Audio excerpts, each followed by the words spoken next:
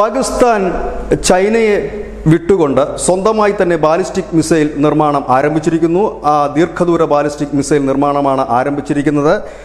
ഇത് നടപ്പാക്കുന്നതിൽ ഇതിൻ്റെ പ്രവർത്തനങ്ങൾ നടക്കുന്നത് എയറോസ്പേസ് ആൻഡ് ഡിഫൻസ് ഏജൻസിയായ നാഷണൽ ഡെവലപ്മെൻറ്റ് കോംപ്ലക്സിനുള്ളിലാണ് ഈ പരീക്ഷണങ്ങൾ ഏറെയും നടക്കുന്നത്. അത് അവസാന ഘട്ടത്തിലേക്കാണ്.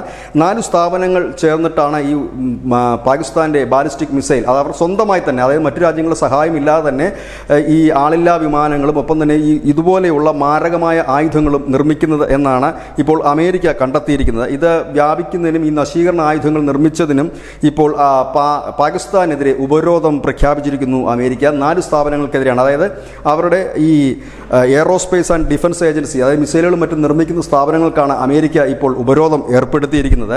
പാകിസ്ഥാൻ ഈ അടുത്ത കാലത്ത് ബംഗ്ലാദേശ് പോലുള്ള ചില രാജ്യങ്ങളുമായി കൂടുതൽ അടുത്തിരുന്നു. അപ്പോൾ പാകിസ്ഥാനിൽ നിർമ്മിക്കുന്ന ഇത്തരത്തിലുള്ള മിസൈലുകളും ആയുധങ്ങളും മറ്റും ബംഗ്ലാദേശിലും മറ്റുമൊക്കെ വിൽക്കുവാനുള്ളൊരു ശ്രമം പാകിസ്ഥാൻ നടക്കുന്നതായി നേരത്തെ തന്നെ റിപ്പോർട്ടുകൾ ഉണ്ടായിരുന്നു. മറ്റു ചില രാജ്യങ്ങൾ, അതായത് വൻകിട രാജ്യങ്ങളിൽ നിന്നും മറ്റുമൊക്കെ ആയുധം വാങ്ങാൻ കഴിയാത്തതും ഒപ്പം തന്നെ തീവ്രവാദ സംഘങ്ങൾ പ്രവർത്തിക്കുന്ന രാജ്യങ്ങൾ ഈ തീവ്രവാദികൾക്ക് വേണ്ടിയിട്ടുള്ള ആയുധങ്ങളും മറ്റുമൊക്കെ പാകിസ്ഥാനിൽ നിർമ്മിക്കാൻ ശ്രമം നടക്കുന്നുള്ള വാർത്ത നേരത്തെ മുതൽ തന്നെ വന്നതാണ്. കാരണം ലോകത്തെമ്പാടുമുള്ള തീവ്രവാദികൾക്ക് ആയുധങ്ങൾ ആവശ്യമാണ്.